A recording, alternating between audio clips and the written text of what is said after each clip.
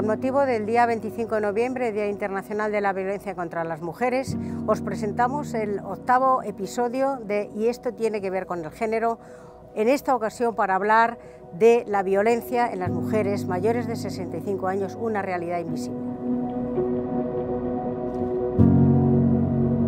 Un estudio promovido por la Delegación del Gobierno de la Violencia de Género, realizado por la Cruz Roja y apoyado por la Universidad Carlos III en el 2019, recientemente, sobre las mujeres mayores de 65 años víctimas de violencia de género, plantea y subraya algunas cuestiones que son verdaderamente interesantes. Una clara invisibilidad de esta situación, cómo también hay aspectos que están directamente relacionados con lo que es la socialización del patriarcado, ¿verdad?, de siglos, cómo también hay aspectos que obedecen a causas múltiples, ¿no?, de la violencia que han podido sufrir estas mujeres, tanto física, sexual, económica, social.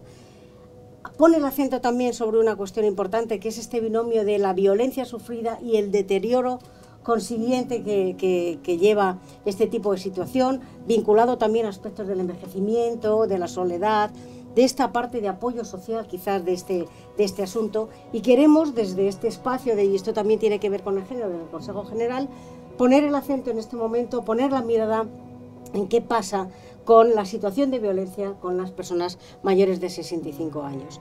Y poner luz nos vais a ayudar, ¿verdad?, unas y otras, ¿no? Pues tenemos a Salomé, médica geriatra, a Mónica, es antropóloga, a Sonia, trabajadora social, y Raquel, trabajadora social sanitaria. Así que un gusto contar con vosotras esta tarde y poder entrar un poco en materia, ¿no? Y yo lo que os plantearía así de inicio es: ¿por qué creéis que esta situación es tan invisible? Cualquiera, como queráis. Bueno, yo creo que una de las principales razones es porque en general las mujeres mayores en nuestra sociedad son bastante invisibilizadas, con lo cual cualquier tema que tiene relación con ellas también está invisibilizado. A ver, añadiría también que lo que nos vamos encontrando, lo que yo me he ido encontrando a lo largo de todos estos años, es que hay veces que estas situaciones de violencia, la gente mayor, por educación, por la cultura de ese momento, lo han como normalizado, es decir, consideran que es normal que su marido las trate, sobre todo dentro de la pareja, está súper normalizado en que la familia lo acepte como: es que mi padre es así, es la forma que tienen de relacionarse. Entonces es una cuestión, ¿no?, como de ya no sean invisibles, sino que además les parece muchas veces normal, ¿no? Yo, por ejemplo, en el comité de ética, que coordino un comité de ética, y nos encontramos muchísimos casos donde es evidente la situación de violencia que está sufriendo esa mujer, que a lo mejor ya tiene 80 años y que la lleva sufriendo muchísimos años, incluso los hijos lo invisibilizan, es decir, ya no se quieren enfrentar con esa situación de una persona que a 80 años se ha aguantado mucho ya, ¿no? ¿Faltaría perspectiva de género en los dispositivos? Nos decía antes el estudio, ¿no?, en los recursos sanitarios, en los recursos sociales, a la hora de atender a estas situaciones y a estas mujeres. Vosotros tenéis un proyecto desde la Fundación Casanova, ¿no? ¿Cómo abordáis desde un dispositivo específico? Bueno, ha sido una trayectoria, un proceso en estos últimos 6 años que estamos en el proyecto. Es verdad que nosotras hemos empezado en los centros de mayores de la Comunidad de Madrid, en el que hemos detectado esto que estabas diciendo, ¿no? Como tanto en violencia, en la red de violencia, faltaba toda la visión de edad, y como en los centros de mayores, en toda la red de mayores, faltaba pues esta visión más de género, ¿no?, una perspectiva donde incorporar el trabajo de las desigualdades y favorecer la igualdad, ¿no? Entonces, nosotras hemos trabajado con las trabajadoras sociales de los centros de mayores en unas formaciones en las que hemos incluido la perspectiva de género y la perspectiva de edad para intentar, bueno, ir incorporando esas dos miradas, ¿no?, porque nos parece súper importante para poder acompañar a las mujeres que están viviendo o han vivido la violencia de género en sus parejas. Estamos distintas profesiones en este momento, y esta parte de la perspectiva de género, a pesar de que desde el feminismo, desde los 3 siglos de lucha, ¿no?, de un movimiento que viene a ser liberador y que viene a poner en valor la igualdad y la igualdad entre hombres y mujeres, pero poniendo el acento sobre cuestiones que claramente hay que combatir, como es esta. La parte de formación, ¿creéis que hemos avanzado? Porque es verdad que hemos avanzado, pero ¿estamos a muchos años luz o cómo planteáis, cómo veis esto? A ver, yo creo que estamos avanzando y te puedo decir que estamos avanzando más rápidamente de lo que yo incluso esperaba al relacionar la formación en el cuestionamiento del edadismo, relacionándolo con una mirada de género, ¿no? Yo creo que en general yo ya llevo años trabajando toda esta temática y veo que muchas administraciones públicas, por ejemplo Emakunde, lleva ya varios años a mí me pidió ser tutora de una formación especializada en violencia de género. Se apuntan todos los años 200 y pico profesionales de todos los ámbitos, desde la archaina, fiscales, abogados, trabajadoras sociales, psicólogas, todo tipo de profesionales, precisamente para capacitarse en lo que significa que una mujer mayor sufra violencias de género, ¿no? Entonces yo creo que cada vez se está teniendo más esta mirada cruzada. Porque claro, si tenemos, el feminismo ha trabajado mucho la igualdad, pero nunca se ha preocupado de las mujeres mayores, ¿eh? También hay que decirlo. Es decir, era una cuestión que se iba a plantear el feminismo no ha tenido en su agenda el envejecimiento ni las vejeces de las mujeres mayores. Entonces esa ha sido una idea que hemos tenido que ir trabajando desde la gerontología. Yo también soy gerontóloga y cuando hace 30 años empezamos a hablar dentro de la gerontología del feminismo, bueno, se nos tildaba un poquito de raras. Ahora ya parece que cada vez se está entendiendo más que no envejecemos igual hombres y mujeres, porque sería imposible. Es decir, si vivimos en una sociedad patriarcal y vemos que no envejecemos a lo largo de la vida, pues cuando llegamos a la vejez, de repente no desaparecen las desigualdades, sino que incluso se hacen más profundas. Pero ahí en lo que es la parte sanitaria, es verdad que el primer referente será una médica, un médico, una enfermera, pero la relación del trabajo social en el espacio de salud,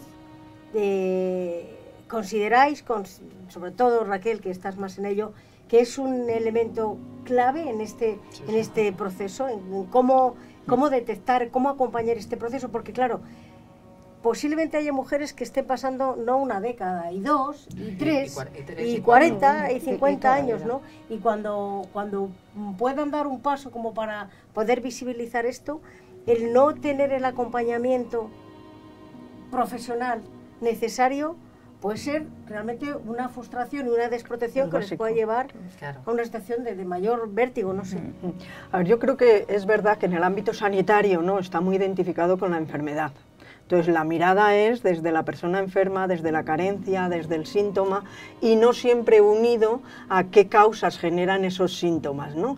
Y las mujeres mayores que todavía tienen más síntomas y si además, ¿no?, han vivido situaciones de violencia durante tanto tiempo, están más deterioradas, porque sabemos que las mujeres que viven violencia acuden al sistema 7 veces más, consumen más medicación. Entonces se pone más la mirada en la patología que en las causas. O sea, esa mirada y ese concepto de salud integral todavía queda un cierto recorrido para ponerlo en las personas, en las mujeres que tienen una cierta edad. Luego, por otra parte, yo creo que es verdad que hay formación, es verdad que se da mucha formación, pero yo creo que se sigue identificando la violencia con ruptura, con denuncia, con utilización de recursos y la vía jurídica, con salir del domicilio, y precisamente, ¿no?, estas mujeres no es precisamente lo que ellas buscan. O sea que muchas veces yo creo que es un error poner la mirada en una situación de violencia, conlleva una ruptura al día siguiente, porque parece que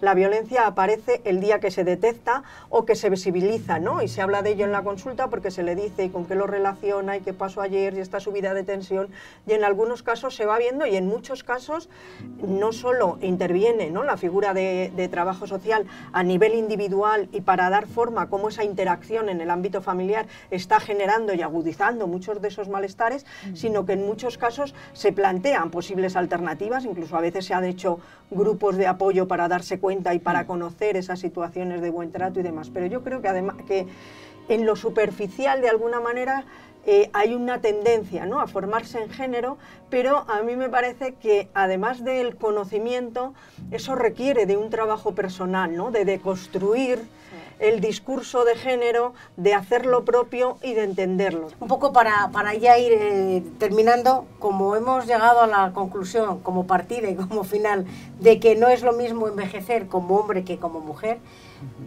os doy la palabra para que desde cada una, desde vuestra posición, vuestra profesión y vuestra mirada, digáis brevemente qué aspectos consideráis que son relevantes a la hora de tener que abordar una situación de esta característica, este tipo de violencia. Bueno, para nosotras es esencial, por un lado, el acompañamiento, o sea, que haya recursos suficientes para que las mujeres a la hora de pedir ayuda puedan tener un espacio donde hablar de esta situación y ser escuchadas. La información nos parece clave y que termine en una incorporación de que son sus derechos, ¿no? Porque a veces nos parece que es como, bueno, la estamos ayudando, no. Es derecho de toda mujer tener acceso a los recursos para ser atendidas en las situaciones de violencia de género en las que se están dando. Haya denuncia o no, eso para nosotras también es clave. No poner el foco en la denuncia o en la ruptura nos parece que es muy importante para acompañar a las mujeres mayores. Y tener en cuenta la diversidad. Eso también me parece muy, muy importante a la hora de poder acompañar a las mujeres en estas situaciones. A mí me parece importante, por una parte, el tener en cuenta su historia de vida, las capacidades y las potencialidades que tienen muchas. El vivir una situación de violencia no te delimita en las capacidades para autocuidado, autoconocimiento, crecimiento personal, o sea que las capacidades propias me parece que las tenemos que poner en valor, que en las mujeres mayores ya vivimos en una sociedad, ¿no?, que el envejecimiento no lo pone en valor. Por lo tanto, es importante que valoremos esa parte y, por otra parte, tener en cuenta, ¿no?, un poco lo que decía Concepción Arenal, el aislamiento social y la soledad generan grandes desigualdades. Yo creo que es fundamental la formación de todo tipo de profesionales que pueden tener relación con personas mayores, específicamente con mujeres mayores, pero con personas mayores. Creo que es importantísimo trabajar el tema del edadismo y la perspectiva de género y verdaderamente que deconstruya cada uno lo que piensa, cómo le hace sentir eso y cómo luego actúa, porque es cierto, yo estoy cansada de escuchar que las mujeres mayores son vulnerables, ¿no? No son vulnerables, son vulnerables las situaciones en las que viven. Ellas tienen tremendas fortalezas y capacidades para haber sido capaces de sobrevivir durante 40 o 50 años con situaciones de violencia. Entonces, para mí, la formación es fundamental porque eso permite la detección. Es decir, que tú ya te pongas unas gafas con las cuales ya detectas que muchos malestares pueden esconder violencias y malos tratos. Y además yo creo que hay que hacer un gran trabajo de sensibilización a nivel social. Es decir, las mujeres mayores están muy invisibilizadas. Cuando yo doy formación y pregunto da igual la población, da igual el entorno, da igual si es medio rural o urbano, en cualquier sitio de España, cuando yo pregunto cuántas personas mayores en España son dependientes, cuántas personas mayores viven en residencias, los datos son abrumadores, o sea, te pueden decir el 70%, el 80%, cuando el número de personas dependientes en España, la última encuesta dice que es el 34% y de ellas solo el 62% tienen una dependencia muy ligera y que además suelen ser mayores de 80 a 85 años. Y las personas que viven en residencias es el 4%. Entonces, el imaginario social, las representaciones sociales que hay en nuestra sociedad son muy edadistas. Entonces, si al edadismo lo llamamos el patriarcado, las mujeres mayores son las invisibles de las invisibles. Entonces, yo creo que hay que hacer un trabajo muy potente de sensibilización de las mujeres mayores, de lo que han hecho, de sus capacidades. Por eso yo animo a toda la gente que nos escuche a que imagine proyectos, campañas en las que aparezcan mujeres mayores empoderadas, capaces, porque cuando una mujer mayor ve ese referente se siente capaz. Entonces estamos siempre sacando imágenes de mujeres mayores muy vulnerables, o cuando te dicen una mujer mayor ha muerto sola en su casa y te llama un periodista y me llaman y me dicen ¿qué le parece? ¡Qué horror! Digo, no, eso es una maravilla, porque eso demuestra que esa mujer era autónoma. Lo que es un fracaso es que lleve 3 meses sin saber que se ha muerto. Entonces tenemos que pensar qué estamos haciendo en una sociedad tan sumamente individualista como en la que vivimos y a lo mejor apoyando todo lo que decían, tender a hacer un trabajo mucho más comunitario, porque desde ahí es de donde podemos salir, ¿no? Sí. Bueno, yo creo que ya el resumen es complejo, ¿no? Pero yo sí estoy muy, muy de acuerdo, aparte de todo lo que habéis dicho, creo que incidiría mucho en la sensibilización y en el cambio de mirada de la sociedad. Porque realmente lo que nos ocurre es que tenemos una sociedad que es la sociedad de la producción, con lo cual el que no produce, según el punto de vista de la sociedad, no existe. Y entonces, claro, las mujeres mucho menos, porque además ni siquiera han trabajado muchas de ellas fuera del hogar, ¿no? Entonces es la imagen que tenemos. Y luego yo creo que también hay que hacer hincapié en todo ese porcentaje de gente pequeñito, pero que es dependiente, y que las personas dependientes también pueden sufrir violencia y a veces se nos olvida. Como no pueden decirlo muchas veces o es menos evidente, no podemos olvidar tampoco ese colectivo, porque si no también lo hacemos invisible. Y a mí es hincapié en la violencia que puede existir dentro de la pareja o entre en la familia, cuando existe una persona dependiente y sobre todo si es una mujer que además deja de hacer lo que se corresponde y todo el mundo piensa que tenía que estar haciendo, que era cuidar de los demás, y ya no puede, muchas veces aparece una violencia todavía más grande. Entonces a mí también sensibilizar ese colectivo me parece importante. Bueno, pues nada, muchas gracias Salomé, muchas gracias Mónica, muchas gracias Sonia, muchas gracias Raquel. Esto es un poco lo que pretendíamos, ¿no? En un espacio breve, pero entrar en la esencia, en la raíz de esta situación, de este fenómeno, de este problema, y bueno, dar algunas pautas donde encontráramos referencias y luz que seguro que a compañeras y compañeros que estén trabajando con proximidad a este tipo de circunstancias, pues les podremos haber dado algún elemento de interés. Así que un placer contar con vosotras y seguro que en más ocasiones nos seguiremos encontrando. Gracias. Un placer. Gracias. Igual.